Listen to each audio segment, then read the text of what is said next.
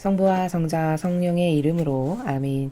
예수님과 어머니 하나 되신 성심을 통해 아버지 뜻 안에서 기도드립니다. 사랑을 하느님 아버지, 저희가 듣겠습니다. 말씀하여 주시옵소서.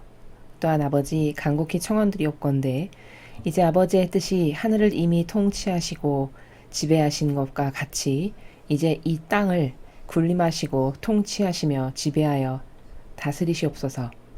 특히 대한민국과 미국을 포함한 아버지께 속한 선의 자녀들을 이제 아버지의 뜻 진리 그 계명에 모두가 순종하여 아버지만이 역겨운 인간의 제도와 전통을 모두 다 부수어 버리시고 어서 빨리 인류 위에 군림하시고 지배하시옵소서. 이 모든 기도 우리 주 예수 그리스도의 이름으로 기도드리나이다. 아멘. 성부와 성자와 성령의 이름으로 아멘. 안녕하십니까. 하나님의 뜻 선교의 피아스녀입니다. 오늘도 여러분들과 함께 아버지께서 인류에게 특별하게 주시는 그 사랑의 메시지 안에 담겨있는 아름다운 아버지가 살아가시는 차원의 나라의 세계의 그 참된 진실과 사실에 대해서 여러분들과 함께 학습해 보도록 하겠습니다. 2021년 7월 17일 대중을 위한 메시지. 저 모리는 또다시 하느님 아버지의 성심이라고 알게 된 큰 불꽃을 봅니다. 하나님 아버지께서 말씀하십니다. 너희의 영적 지분, 진리의 못으로 견고하게 된다. 거룩한 진리란 물론 나의 계명들에 대한 순종을 말한다. 이 진리에 반대하는 모든 것은 너희의 영적 집을 파괴하기 시작한다. 진리의 타협은 무질서한 자기만을 위한 사랑이 몰래 들어올 때 시작된다. 아무리 작디 작은 죄라 해도 죄는 서서히 영적 집을 뜯어 해체시키는 바람과 같다. 이 집의 창문들은 지혜로 구성되어 있다. 이것은 천상적 지혜로서 영혼으로 하여금 자신의 영적 집에 영적으로 해를 주는 것이 무엇인지를 깨달을 수 있도록 도와준다. 이 창문들은 바깥 세상을 응시하기도 하지만 밖에서 안을 살펴볼 수 있게도 한다. 창문들은 영혼이 따라가고 있는 길에 대한 분별력이다. 만약 영적 창문에 얼룩이 생기면 영혼은 자신이 따라가고 있는 길을 보지 못하게 된다. 너희의 영적 집의 창문을 깨끗하게 닦는 세정제는 바로 매일의 양심 성찰이다. 주님의 말씀입니다. 하느님 감사합니다.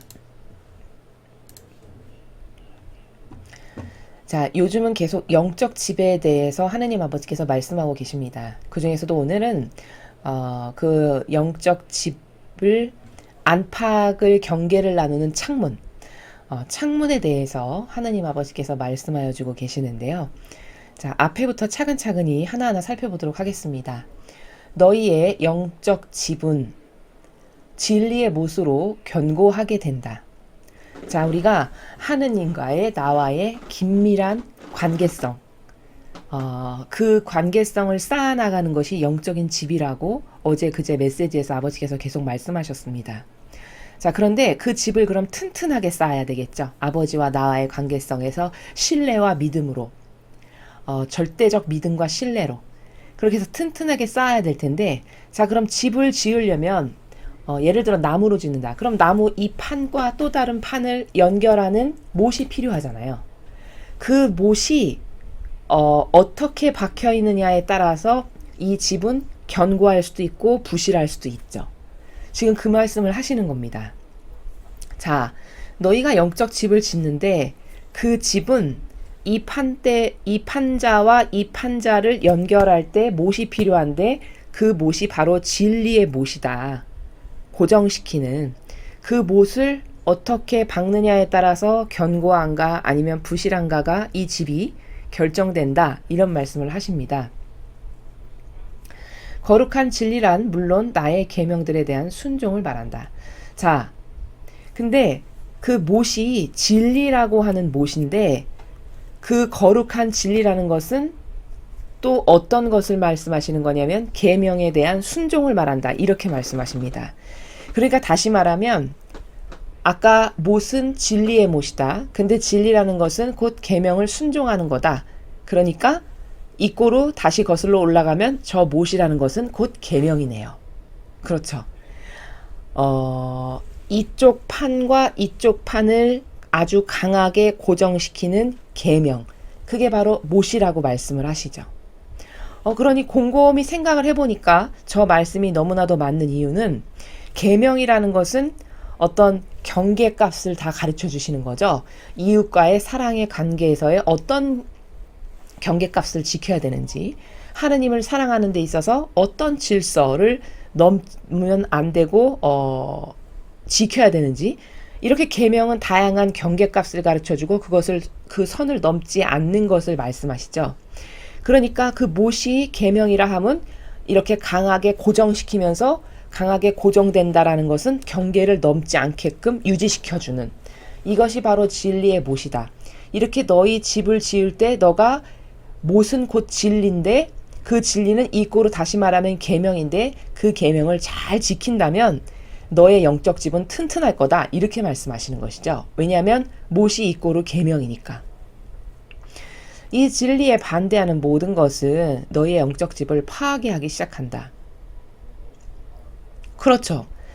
진리라는 것은 이꼬르 계명이고 계명이라는 것은 이꼬르 못인데 아버지께서 여기서 비유로 설명하시기를, 근데 내 영혼이 진리에 반대해.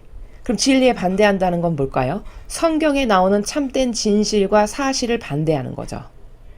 예수님의 가르침과 모범과 정신을 반대하는 겁니다. 왜? 예수님의 모범과 가르침과 정신이 진리니까 곧. 왜? 참된 진실과 사실은 거기에만 있으니까.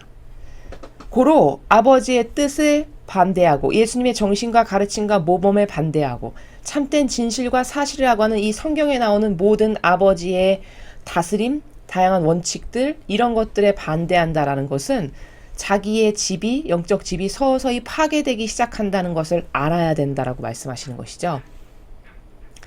진리에 타협한다. 예를 들어 누가 그렇게 진리의 타협은 무질서한 자기만을 위한 사랑이 몰래 들어올 때 시작된다.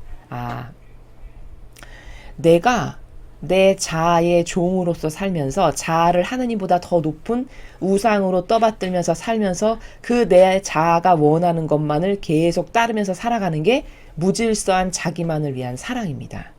근데 그렇게 산다는 것은 곧 진리를 지키지 않는다는 뜻이죠. 왜? 진리는 자기를 배제하는 건데 무질서한 자기만을 위한 사랑은 자기가 배제된 게 아니죠. 진리에 정반대되는 내용이죠. 그러니까 만약에 진리를 타협하는 세력이라면 무질서한 자기를 위한 사랑만을 행하면서 살겠죠. 이거는 곧 진리를 거스르는 세력인 거고 곧 계명을 거스르는 세력입니다. 그리고 이렇게 자아의 종으로서 내 자아가 좋아지는 것만을 행하면서 살아가는 그 마음이 싹 나에게 들어올 때, 그때 우리는 진리에 타협할 수 있고 계명도 안 지키고 살아가는 거고, 그러면 저 못이 견고할 리가 없고, 그러면 영적 집은 와르르 무너지게 되는, 이런 과정을 알아야 된다라고 지금 아버지께서 비유로 말씀을 하시는 겁니다.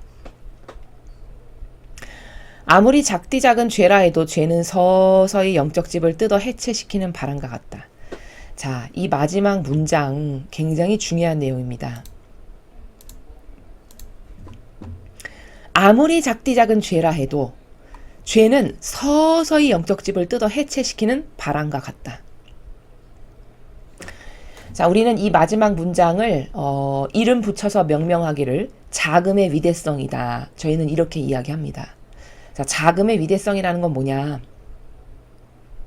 인간은 크고 눈에 들어오고 아주 좋게 비춰지는, 즉 형상적인 차원에서만을 바라보고 뭘 인정하고 얻어 누리는 걸 좋아합니다. 그래서 작은 거는 다 간과해버리죠. 그런데 영적인 나라에서는 이렇게 인간이 중요하다라고 생각하는 건 다 눈에 들어오는 거, 큰 거, 형상적인 거, 만져지는 거, 유물론적인 거, 이런 거를 인간은 좋아하죠. 죄악의 인간은. 근데 영적인 나라에선 정반대입니다. 하느님은 가장 작은 것만을 보세요. 그리고 그 작은 것이 가장 위대한 것을 나타내는 속성입니다. 자, 가장 작은 것이 위대함을 나타내는 속성이라는 건 무슨 말이냐? 아주 쉽게 이해하면 이런 거죠. 물을 가둬두는 댐이 있습니다. 댐. 자, 그 댐을 막는 그 방파제가 있는데 그 방파제에 아주 작은 구멍이 하나 났다라고 생각해 보죠. 그러면 사람은 만약에 바늘처럼 작은 구멍이 그 방파제에 났다. 그럼 사람으로 봤을 때는 그게 바늘처럼 작으니까 저거 대단치 않네. 저것 때문에 무너지진 않겠어. 이렇게 생각하고 간과한다는 거죠. 그런데 세월이 지나면 지날수록 그 작은 바늘구멍이 그 물의 압에 의해서 점점 어떻게 될까요? 또 세월이 흐르면 삭죠. 그럼 삭고 물의 압에 의해서 그 바늘구멍이 점점 커지게 되겠죠. 그러면 몇 년이 걸릴지는 모르겠으나 아무튼 간에 그 방파제가 무너지는 요인은 무엇 때문에 최종적으로 무너지게 되냐면 그 바늘구멍과 똑같은 작은 구멍 하나, 그 구멍 하나가 결국엔 이 방파제를 무너뜨리게 하는 요인이 되죠. 궁극적으로 봤을 때. 바로 이렇게 작은 것을 인간은 간과하지만 그 작은 것이 가장 위대하고 큰 거다라는 원리는 이렇게 이해를 할 수 있습니다. 자, 이것은 성모님의 케이스에서 가장 잘 우리가 확인할 수 있는데, 성모님은 다 드러나지 않고 작은 것에서 위대함을 완성하신 분이세요. 그러니까 어느 정도로 작으셨냐면 성모님에 대해서 성경에서 기록도 잘 찾을 수가 별로 없고, 그 외경에 의하면 성모님에 대해서 기록하기를 자신에 대해서 기록이 남는 걸 원치 않으셨다라고 합니다. 어떤 것, 작은 것 하나도. 그래서 사람들이 자신에 대해서 이렇게 숭배하거나 이런 것을 원치 않으셨던 이런 어머니의 자금의 속성. 그래서 진짜 성경에 성모님에 대해서 나와 있는 부분이 별로 없죠. 그래서 어떤 분이신지조차도 잘 모르겠는, 막연한, 이 정도로 자신을 드러내는 것을 꺼려하셨다는 겁니다. 그건 왜일까? 그 어머니의 영성의 속성이 완덕, 겸손, 피앗, 다 이런 것들이신데, 완덕, 겸손, 피앗, 이런 것은 다 사람 눈에 잘 드러나지 않는 겁니다. 그냥 하느님과 나와의 관계성에서 아주 지극히 충실하셨고, 지극히 열정적이셨고, 지극히 절대적이셨고, 지극히 단순하셨고, 지극히 유일하셨던, 오로지 아버지만 모든 것을 다 아시면 돼 하는 나라에서 아버지에게만 보여드리는 이런 작은 것으로 피앗도 완성하셨고, 완덕도 완성하셨고, 겸손도 완성하셨고, 수많은 것을 그렇게 완성하신 어머니의 이 영성의 성격이 그 자금의 위대성의 집약체고 결정체다, 이렇게 말씀드릴 수 있을 만큼이다라는 겁니다. 그러면 그 작은 것이 얼마나 위대한지는 하느님께서 어머니를 말씀하시기를 은총의 바다로 창조됐다. 그리고 어머니께서 받으신 은총은 거의 예수님과 맞먹는다라고 인정하시고 말씀하실 만큼이라는 겁니다. 그 자금으로 완성하신 아버지와의 관계의 나라가. 이해가 되시죠? 작은 것은 이렇게 위대한 겁니다. 나쁜 것도, 세상의 죄악도 별것 아닌 작은 것에서 시작돼서 발로 되고, 플러스적인 측면인 영적으로 좋은 것도 어머니를 보니까 그렇게 다 눈에 드러나지 않고 남에게 있는지 없는지 존재조차도 인식되지 않을 만큼 작은 곳으로 스스로 걸어가셨던 어머니의 그 영성의 성격, 이것이 하나님께로부터 가장 위대하다라고 어머니를 높이실 수 있었던 그런 모든 요소들이 다 어머니의 그 자금의 위대성에서 결정되어져 있다라는 사실입니다. 또 작은 게 왜 위대하냐? 수많은 관점이 있습니다만 지금 아주 간단하게 몇 가지만 말씀을 드리는 겁니다. 왜 작은 것이 그토록 위대하냐? 자, 여러분, 작은 것에 충실했어요. 예를 들어 매일 정해진 시간에 단 한 번도 빠짐없이 10km씩 고행을 한다. 그럼 이게 매일 한다라는 점에서 10km 너무 많다. 그럼 만약에 1km씩 매일 고행을 한다. 아버지를 위해서.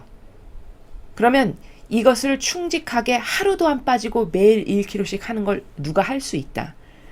그러면 그 영혼에게 아버지는 성경에서 뭐라고 말씀하셨냐? 잘했다, 충직한 종아. 네가 작은 일에 충실했으니 내가 너에게 이러이러한 것을 맡기겠다. 이렇게 말씀하시죠.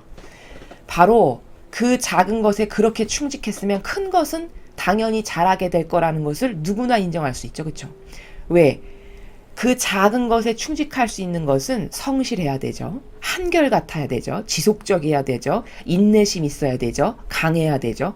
그 작은 것에 그렇게 단 하루도 빠짐없이 충직하다는 건 쉬운 게 아닙니다. 아무나 할 수 있는 것도 아닙니다. 은총받은 사람만이 할 수 있는 길이에요.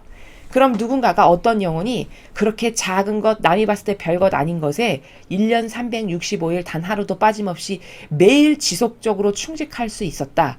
그럼 아버지는 그 영혼의 그런 자금을 완성하는 정도를 보시고, 아, 쟤는 큰 거를 맡겨도 당연히 잘하겠다. 왜? 작은 것에 그렇게 성실했으면 큰 것에는 더 성실하겠죠. 속성적으로 보통의 사람들에게 우리가 보았을 때도 그렇죠. 이렇기 때문에 그 작은 것에 충직하고 한결같았고 지속적이었고 인내 가운데 매일 열정적으로 뜨겁게 절대성과 유일성으로 했다. 이러면 엄청난 양질의 인자라고 아버지가 보시는 거죠. 성모님이 바로 그런 모든 면에서 완성을 이루신 대가시다라는 겁니다. 어머니가 받으신 모든 은총은 이런 자금의 위대성으로 다 완벽을 기하신. 그런데 왜 작다라고 우리가 얘기하냐면 사람 눈에 하나도 드러나지가 않으니까요. 무엇을 이루셨는지도 모르겠고 육적인 눈에만 집중이 되어 있는 사람 눈에는 성모님께서 그렇게 뭐 대단하다고 하시는데 뭐 왜 그렇게 대단할까? 그냥 예수님의 어머니라서 대단한가? 이렇게 생각하기 십상이라는 거죠. 그건 성모님의 영성이 자금의 위대성으로 완결되신 결정체라는 걸 모르기 때문입니다. 어머니는 모든 면에서 이렇게 오히려 남의 눈에 드러나지 않는 걸 영예로 여기셨고, 그래서 어느 정도로 자신을 낮추시고 늘 작은 나라에서 아버지께만 충직한 이런 것을 행하셨냐면 나는 저주받은 자들의 그들의 발 밑으로 가기를 원했다라고 말씀하십니다. 세상에서 저 사람은 가장 저주받은 비참한 사람이라고 모두가 손가락질하는 그 영혼보다도 더 아래. 그럼 얼마나 겸손한 건가요? 그렇죠? 얼마나 작아진 건가요? 그 아래로 들어가셔서 그곳에서 인류의 죄악을 배상보속하고 그 영혼들이 잘못한 것을 배상보속하시는 이런 정신세계. 이게 어머니의 탁월하신, 우리가 반드시 이 자금의 위대성을 완성하려면 반드시 어머니를 모범으로 배워야 되는 모든 속성이 바로 어머니께 다 이렇게 숨겨져 있다라는 사실이죠. 자, 그래서 맨 마지막에 아버지께서 하신 말씀, 아무리 작디 작은 죄라 해도 죄는 서서히 영적 집을 뜯어 해체시키는 바람과 같다. 이게 지금 자금의 위대성의 원리를 말씀하시는 건데, 아까 제가 예시를 들어드렸죠. 방파제가 있는데 거기 바늘구멍이 하나 났어요. 그럼 처음 바늘구멍 났을 땐 사람 눈에 사실 솔직히 잘 보이지도 않거니와 바늘구멍 났다라고 해서 그걸 경각심을 갖는 사람도 없다는 겁니다. 왜? 그게 눈에 보이지도 않게 작아서. 근데 그 방파제가 터져서 망가진다면 결국은 어디로 터질까요? 그 바늘구멍이 점점 넓어져 가지고 그 방파제가 무너지는 결정적 요소를 그 구멍이 제공할 거라는 거죠. 그러나 사람은 그게 작다라고 해서 거의 대다수가 간과할 거라는 말입니다. 마치 그런 것처럼 우리의 영적인 이 집도 하느님과 나와의 절대성의 믿음과 신뢰와 하나됨의 관계성에서 지어나가는 게 영적인 집인데, 그 영적인 집이 그렇게 방파제처럼 무너지게 하려면 마귀가 가장 별것 아니라고 생각할 수 있는 우리가 간과하기 쉬운 바늘구멍 하나를 탁 내고 나간다는 겁니다. 그 작디 작은 죄가 바로 그겁니다. 바늘구멍 같은 죄 하나. 뭐 이거는 뭐 이럴 수도 있지. 뭐 이 정도는 뭐 괜찮겠지. 이런 어떤 인간적인 차원의 나라에서 내가 그냥 간과하고 지나갈 법한 이런 것들, 그런 작은 죄. 그러나 그 작은 죄가 서서히 구멍이 커지면서 결국에 그 영적 집을 완전히 분해시키는 마귀 통로가 바로 그 가장 작다라고 해서 인간이 무시하는 그 부분이 약점으로 작용해서 무너지게 된다라는 것을 알아야 된다고 말씀하시는 내용입니다.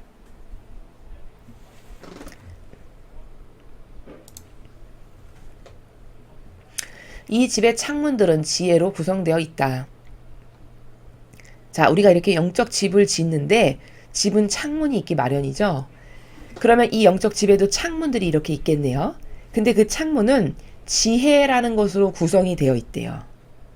자, 그리고 여기 창문이 나왔는데 창문은 지금 아버지께서 드시는 비유에서 어떤 것으로 이해를 해야 올바르냐면 집의 안과 밖을 구분짓는 경계죠. 그렇죠? 안팎의 경계. 그게 바로 창문입니다. 근데 그 창문이 지혜라고 지금 말씀을 하셨어요. 이것은 천상적 지혜로서 영혼으로 하여금 자신의 영적 집에 영적으로 해를 주는 것이 무엇인지를 깨달을 수 있도록 도와준다. 자, 이게 무슨 말이냐면은 이 창문은 곧 이꼬르 지혜인데, 자, 이 지혜는 자신의 영적 집에 영적으로 해를 끼치는 게 무엇인지를 깨달을 수 있도록, 내가 깨달을 수 있도록 주는 지혜래요. 자, 그러면 이거는 여러분이 이해하시기 쉽게 제가 이렇게 그림을 준비해 봤는데요. 이렇게 표현할 수 있습니다. 지금 영적 집의 창문 비유로 이렇게 제가 제목을 붙였고요. 자, 이게 창문이고요. 이쪽이 아니고 이쪽이 집 밖이라고 봤을 때 아버지는 지금 이 창이 지혜인데, 곧 다시 말하면 그 지혜는 내 영적인 집에 해악을 끼치는 게 뭔지를 깨달을 수 있도록 도와준다 하셨어요. 자, 그러면 즉 그 영적 아까 아버지가 내가 나의 집에 영적으로 해를 주는 것이 무엇인지를 깨달을 수 있도록 도와주는 것은 지혜라고 말씀하신 그 지혜는 영적 지혜를 말씀하시는 겁니다. 영적 지혜. 그러면서 그 영적 지혜는 이 집 안에서 밖을 내다볼 때 활용해요. 자, 조금 더 메시지를 읽고 설명을 드리면요. 자, 무엇인지 깨달을 수 있도록 도와주는 지혜인데, 이 창문들은 바깥 세상을 응시하기도 하지만 밖에서 안을 살펴볼 수도 있게 한다. 이렇게 말씀하셨습니다. 창문들은 영혼이 따라가고 있는 길에 대한 분별력이다. 자, 분별력이란 말은 어떤 뜻이죠? 뭔가 옳고 그름을 분별해서 이게 선인지 악인지, 악이면 버리고 선이면 아버지의 뜻이면 받아들이는 어떤 이런 기준이 있어서 선택하는 것을 분별하는 것이죠. 자, 그러면 그림에서 보면 지금 아버지께서 말씀하시는 내용은, 자, 안에서 이렇게 밖을 바라볼 때 창문을 통해서 바라보는데, 우리가 안에서 밖을 바라볼 때 사용하는 것은 영적 지혜라는 것이고, 이 영적 지혜는 분별력을 우리에게 주는데, 다시 말하면 어떤 분별력을 주냐? 이 창문 안에서 밖을 보면 밖에 막 지나다니는 사람들을 보면서, 쉽게 여러분에게 비유를 들면 저 사람이 어떤 이상한 형태를 띠면서 어떤 사람이 지나간다. 예를 들어. 그럼 저 사람이 이렇게 이상하구나. 나에게는 저런 오류가 없는가? 한번 이렇게 자신을 성찰하고 바라보게 되는 그런 지혜를 나에게 주는 것이 영적 지혜라는 겁니다. 그러면 이 창문이라는 것은 이 내가 살아가는 집 안에서 밖을 내다보려면 이 창문을 통과해서 봐야 되는데, 그 창문을 통과할 때 영적 지혜를 가지고 밖을 봐야 된다.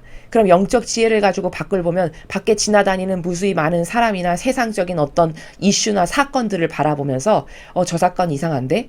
저거 이 교도의 저런 행실은 예수님의 가르침과 다르네? 저 사람이 저렇게 지나가는 것은 성경에 나오는 이러이러한 진실과 다른데? 이렇게 그것을 분별할 수 있는 지혜가 필요하고, 그것이 바로 영적 지혜다. 그럼 이 영적 지혜는 더 구체적으로 말씀드리면, 여러분이 이렇게 매일 배우시는 성경에 나오는 다양한 원리와 관점과 개념들, 이게 영적인 지혜죠. 그리고 우리는 그것을 배웠기 때문에 이 성경을 통해서 우리에게 아버지께서 가르쳐 주신 다양한 진리, 즉 영적 지혜를 통해서 이 밖에 펼쳐지는 다양한 세상적인 사건이라든가 일이라든가 다양한 사람들을 올바르게 분별해서 저건 악이다. 저건 선이다. 이렇게 분별해서 악인 것은 내 집에 가까이 들어오지 못하게 하고, 선인 것은 그걸 보고 깨달아서 나도 저렇게 선한 영향력을 끼치는 사람이 돼야 되겠어. 뭐 이런 분별을 하게 되는 영적 지혜를 창문이 제공하고, 그것을 통해서 밖의 것을 분별할 수 있게 된다라고 지금 말씀을 하시는 겁니다. 그리고 이렇게 우리에게 매일 가르쳐 주시는 영적인 지혜로 우리가 올바르게 분별하면서 살아가는 일련의 이 모든 과정들이 신앙생활이다 라고 한다는 것이죠. 자, 그렇게 안에서 밖을 바라보는 우리의 환경을 지금 아버지께서 비유를 드신 창문을 가지고 설명을 드렸습니다. 자, 계속해서. 자, 그래서 창문은 바깥 세상을 볼 수도 있지만 밖에서 안을 볼 수도 있게 해주는 거다.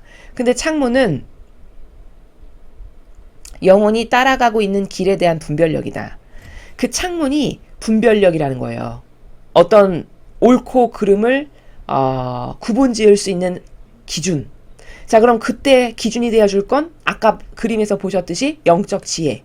그럼 영적 지혜라는 건 더 구체적으로 뭐냐? 우리가 맨날 배우는 이런 다양한 진리의 나라들. 그 기준들. 그게 영적 지혜고 나는 이제 그 영적 지혜가 있기 때문에 그것을 보고 밖의 세상에서 펼쳐지는 일들을 분별할 수 있게 된다는 것이죠. 만약 영적 창문에 얼룩이 생기면 영혼은 자신이 따라가고 있는 길을 보지 못하게 된다. 당연한 거겠죠. 자, 그 창문을 깨끗하게 하지 않아가지고 얼룩이 자꾸 생겨요. 그러면 뿌여니까 올바르게 분별을 할 수 없게 되겠죠. 창문이 깨끗해야 반짝반짝 안이나 밖이나 잘 보여야 오, 지금 저런 일이 일어나고 있구나. 저거는 내가 배운 진리에 근거하면 선일까 악일까? 분별해서 아닌 건 딱딱 거두절미하고 맞는 것은 저 영혼이 하는 저런 것은 하느님의 뜻이 원하시는 바야. 나도 저렇게 해야지. 이런 기타 등등의 올바른 분별을 할 수 있게 해준다는 거예요. 그 창문의 역할이. 그게 곧 지혜니까. 그런데 이 창문에 자꾸 얼룩이 생기게 돼. 그럼 뿌염해서 점점 안 보이게 되겠죠. 그러면 분별력도 떨어지게 된다라는 말씀을 하시는 거거든요. 자, 그러면 그 창문의 얼룩은 어떨 때 자꾸 생기게 될까요? 자, 후미의 답을 주시는데 양심 성찰을 안 해서 양심 없는 행동을 자꾸 하게 될 때 창문에 얼룩이 생긴다는 겁니다. 그럼 오늘 양심 없는 행동 하나 했고 내일 양심 없는 행동 또 하나 하고 모레 양심 없는 행동 한다. 그거 몇 번만 하면 그 창문 뿌해가지고 분별의 기능 상실하게 되겠죠. 이러면 이제 선이 뭐고 악이 뭐인지 분별을 똑바로 못해가지고 내가 아무거나 막 받아들이는 이런 상태가 돼서 나의 집이 허술하기 그지없고 잘못하면 이제 무너지기까지 하는 이런 상태에 도달하게 된다는 것을 아버지께서 지금 이렇게 집과 창문의 비유로 말씀을 하시는 겁니다.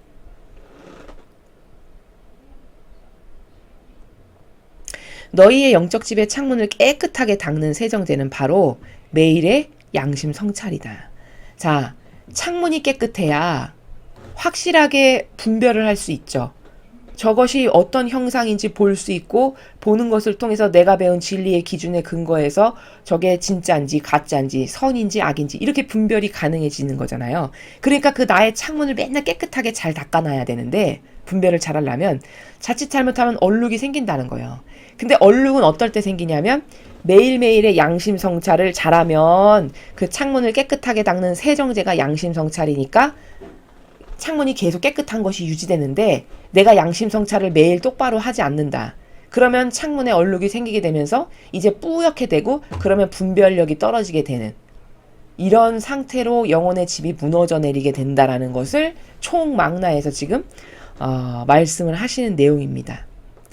자, 그래서 여기 양심이라는 단어를 오늘 아버지께서 말씀하셨는데요.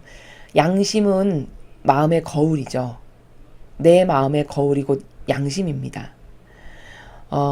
또 참된 진실과 사실이 곧 우리는 진리라고 배웠는데 그것이 이꼬로 양심이죠. 내 양심에 근거해서 이건 양심상 할 수가 없어 이렇게 말할 때 그 양심은 저건 참된 진실과 사실이라고 하는 분별의 기준으로 봤을 때 이건 틀린 거니까 내가 받아들일 수 없어 이렇게 해서 거부하는 이게 양심 성찰을 올바르게 하는 것이죠. 그래서 사실은 영적으로 양심이라는 것은 굉장히 중요한 겁니다. 양심의 질이 높아지고 고도화되면 고도화될수록 영적으로 많이 성장할 수 있고요. 예수님과 성모님처럼 그런 고결한 정신세계를 구현할 수 있습니다. 자, 왜냐하면 예를 들어 성모님의 양심은 아까 잠깐 설명을 드렸지만 왜 스스로 저주받은 자들의 발 밑으로 가셨을까요? 우리 같으면 예를 들어 우리가 성모님 같은 정도 된다 그러면 저기 높은 곳에 탑에 가 있어도 당당할 것 같잖아요. 그렇죠? 원죄도 없으시고 깨끗하신 자체인데 왜 저주받은 자들의 발 밑으로 스스로 가시냐는 거죠. 이거는 우리의 양심은 그 정도로 양심이 깨끗하지가 못한 거고 양심의 수준이 저급한 거고요. 어머니의 양심은 매우 고도화된 차원의 고결성에 가 계시기 때문에 저주받은 자들의 발밑에 가셔서 배상보속하시는 게 나의 해야 될 일이고 마땅한 의무고 내가 거기 가야 맞다라고 생각하시는 이 정도로 고결한 양심이시기 때문이에요. 그러니 양심이 얼마나 중요합니까? 그렇죠? 양심은 사람에 따라 천차만별로 다르고 나이에 따라서도 다를 수 있고요. 가장 중요한 건 정신세계에 따라서 양심이 다 다릅니다. 예를 들면 어떤 사람의 양심은 남의 물건 안 훔치고 내가 슈퍼에 가서 내 돈 안 내고 뭐 막 훔쳐서 먹지 않으면 나는 양심 바르지. 이렇게 생각하는 게 양심의 자기가 생각하는 척도의 기준일 수 있어요. 근데 양심의 세계가 촉수가 밝아져가지고 고도화가 되면 이런 양심도 있게 된다는 거죠. 이교도의 교회의 일꾼으로 살아요. 근데 아무리 봐도 이거는 예수님의 정신과 가르침과 모범하고는 달라. 내가 거기에 몸담고 살고 있지만. 근데 그렇게 진리가 아닌 것을, 진실이 아니고 사실이 아닌 것을 내가 매일 타협하면서 살아가는 내 자신이 만족스럽지가 않아. 그래서 난 이건 아니다라고 선언할 수밖에 없어. 해서 선언하고 박차고 나온다. 이러면 이 양심은 아까 슈퍼에 가서 뭐 훔치지 않으면 나는 양심 바른 사람이다라고 생각하는 사람의 양심하고는 조금 더 차원이 높은 거죠. 이렇게 양심이라는 것은 사람의 정신세계의 수준에 따라서 다 다르고, 사실은 냉정히 말하면 양심이 자기 질의 높이가 됩니다. 자기 수준의 높이가 곧 양심이에요. 그리고 더 양질의 양심이라는 거는 남을 통해서 어떤 사람이 많이 부족한 것이 보여요. 그럼 어떤 사람의 그 부족함을 보고 나에게는 저런 부족함이 없는가를 스스로 양심의 가운데서 살펴서, 만약에 저 사람하고 똑같은 부족함이 있다는 것을 발견했다. 그러면 그것을 분석하고 깨달아서 나는 이제 그런 것에서 더 이상 저급하게 살지 말아야지 해서 과감히 버릴 수 있고, 이런 고도화된 양심으로 살아가는 나라도 있는 거거든요. 이래서 양심 성찰은 굉장히 중요한 거고, 오늘 이 메시지의 핵심은, 아버지께서 말씀하시고자 하시는 나라의 핵심은 뭐냐면, 양심이 곧 영적 자기의 수준을 나타낸다라는 사실을 말씀하시고 싶은 겁니다. 내 양심의 수준과 질이 과연 내가 영적으로 지금 어느 정도의 수준을 가고 있는가는 거기서 볼 수 있다. 그러니까 네가 영적 집을 더 튼튼하고 견고하고 강하고 단단하게 만들고 싶어, 나와의 관계성에서. 그럼 너는 매일 밤에 자기 전에 양심 성찰을 열심히 해가지고 내 진리의 나라에 반하는 어떤 것들이 있을 때마다 그것을 아주 현명하고 지혜롭게 잘 깨달아서 버리고 새로워지고, 버리고 새로워지고, 이것을 매일 반복한다면 나 창문을 깨끗하게 닦는 일을 매일 하루도 빠지지 않고 하는 것이고, 그렇게 창문이 깨끗하다면 올바른 분별력이 있고, 그 분별력이라는 것은 꼭 남에게만 적용되는 것이 아니라 자기 자신의 내면과 사고방식과 마음을 봤을 때 나 이런 거는 진리의 근거에 봤을 때 잘못됐네, 버리자. 나 이런 거는 진리의 근거에 봤을 때 예수님하고 성모님하고는 다른데, 이건 버려야 되겠어. 이건 아니야. 이거 내가 원하는 거 아니야. 이렇게 해서 딱딱 버릴 거 버리고 올바른 것은 다시 내 것이 되게 하는, 이런 과정을 그 양심의 순도와 질의 근거에서 하면서 영적으로 더 성장이 가능하게 되는 거라는 거죠.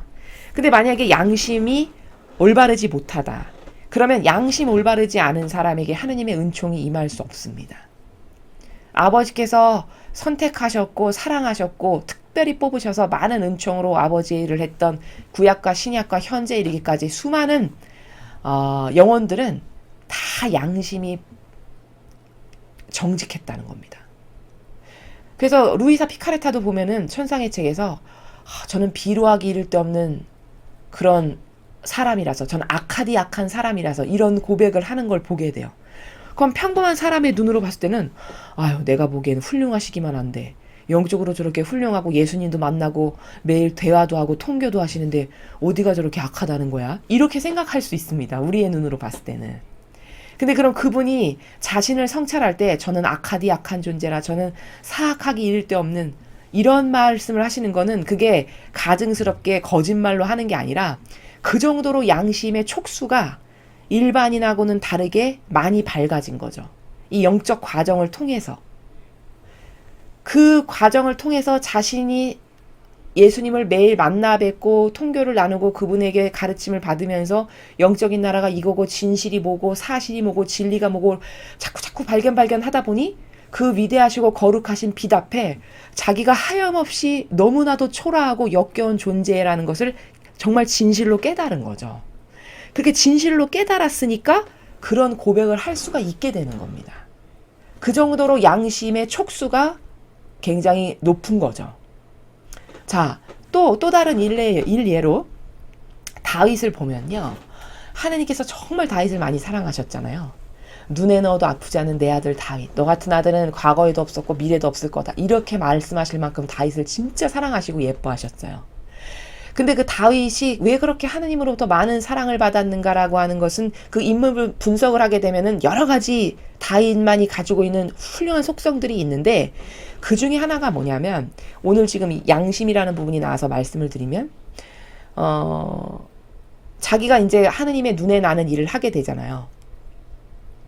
다윗이 대표적으로 하느님의 눈에 나는 일을 하게 된 두 가지 큰 사건이 있는데 그게 뭐냐면 하나는 남의 아내를 주인이 있는데 남의 아내를 탐해서 자신의 아내로 만든 그것도 그 남편을 전장의 가장 최우선 전방에 배치해서 죽게 만드는 이렇게 야비한 일을 했다는 것이 하느님에게 진노를 산 다윗의 첫 번째 잘못이고요. 그 다음 두 번째는 하느님 눈에 크게 난 두 번째는 병적조사를 해요. 다윗이. 병적조사가 뭐 그렇게 대단한 죄야? 아니 왕이 자기 병사가 몇 명인지 헤아리는 건 너무 당연한 거 아니야? 그건 자연법에서는 그럴 수 있어요. 자연법의 사고방식에서는.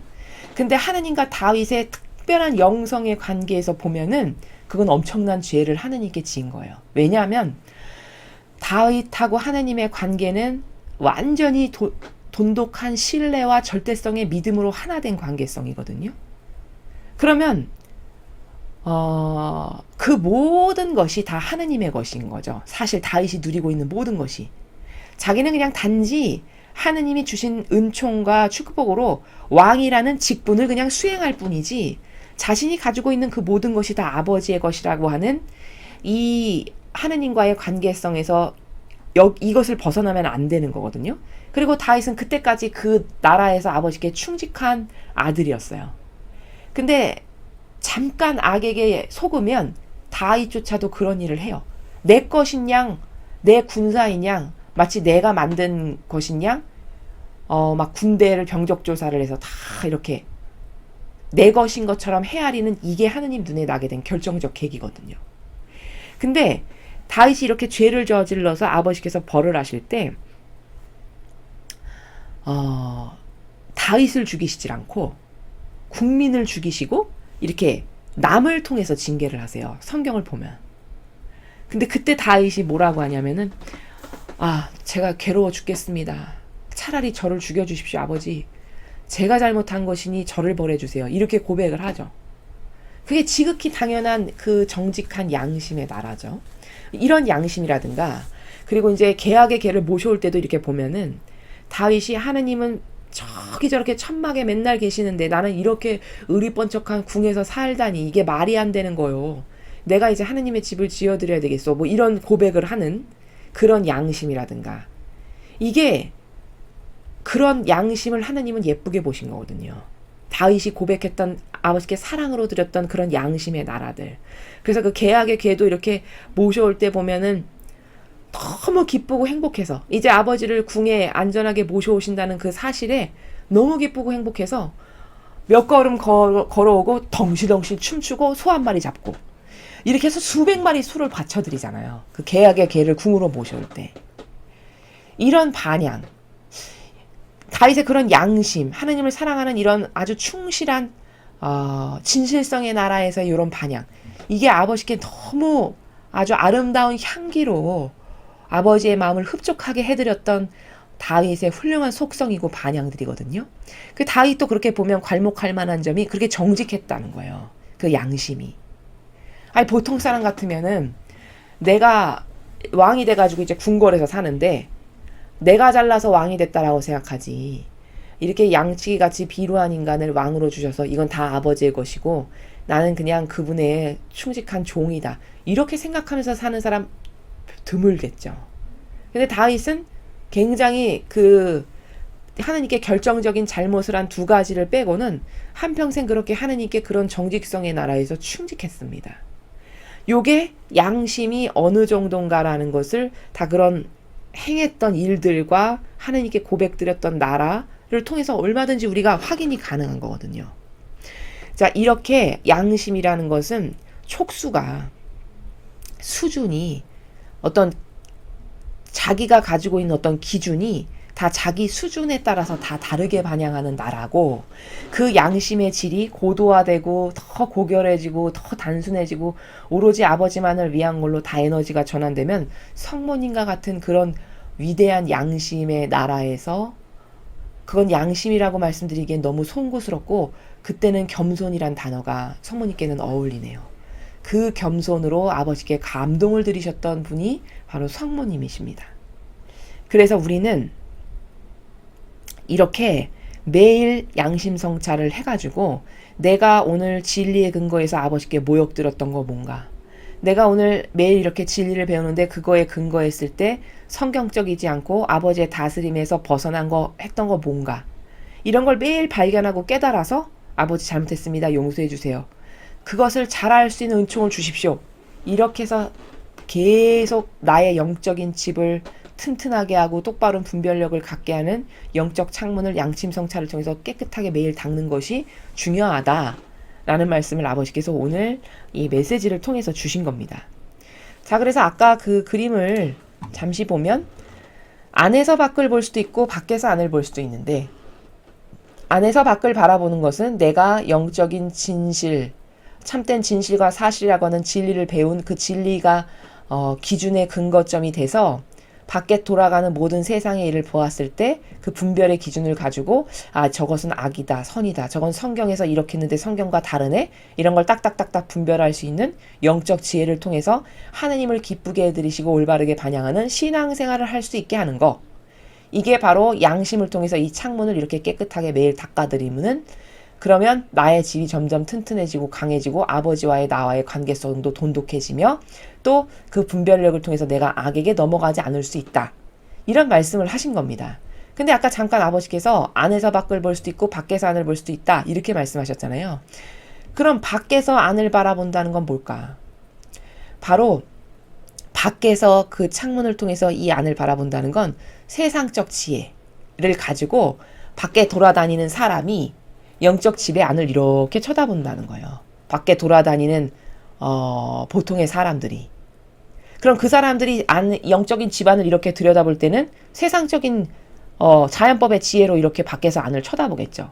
그리고 이것은 우리는 종교생활이라고 이렇게 이야기를 합니다.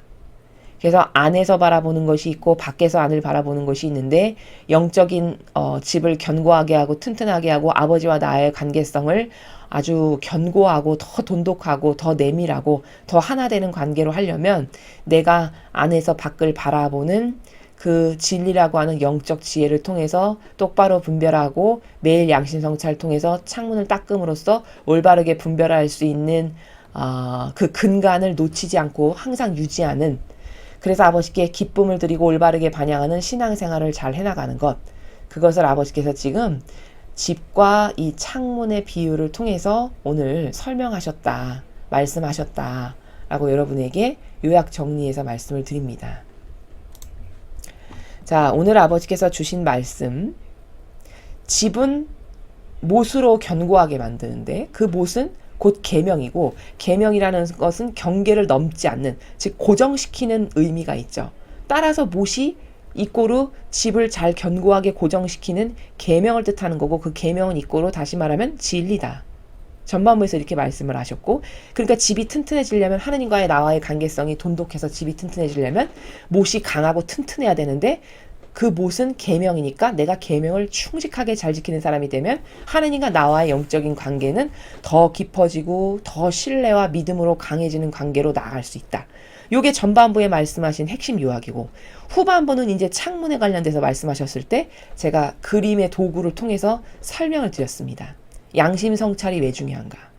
양심 성찰을 하지 않으면 창문이 금방 뿌얘지는데, 뿌얘지면 잘 볼 수 없다는 것은 분별력을 자꾸 상실하게 된다는 거고, 그러면 내가 아버지께 기쁨만을 드리는 신앙생활을 올바르게 할 수 없다. 그러니까 매일의 양심 성찰을 통해서 너의 양심을 깨끗하게 해서 선과 악을 똑바로 분별할 수 있고, 그래서 악에게 넘어가지 않고 선과 하나 되고 또 아버지께서 기뻐하실 선한 일은 무엇인가를 내가 찾아서 발견해서 혹은 매일 주시는 메시지를 그 즉시 피앗 정신으로 따름으로써 아버지께 기쁨을 드리는 이런 영성생활을 하는 것을 아버지께서는 원하셔서 오늘 우리들에게 가르쳐 주셨다. 이렇게 요약 해서 말씀드릴 수 있습니다. 오늘 배운 이 관점을 가지고 여러분께서 더 하느님께 가까이 다가가시고 더 가까워지고 더 하나 되는 그런 영적 관계를 하느님과 또 예수님과 어머니과 그렇게 확장시키는 그런 계기가 되셨으면 좋겠습니다. 이상으로 2021년 7월 17일 대중을 위한 메시지 해설을 마치겠습니다. 감사합니다.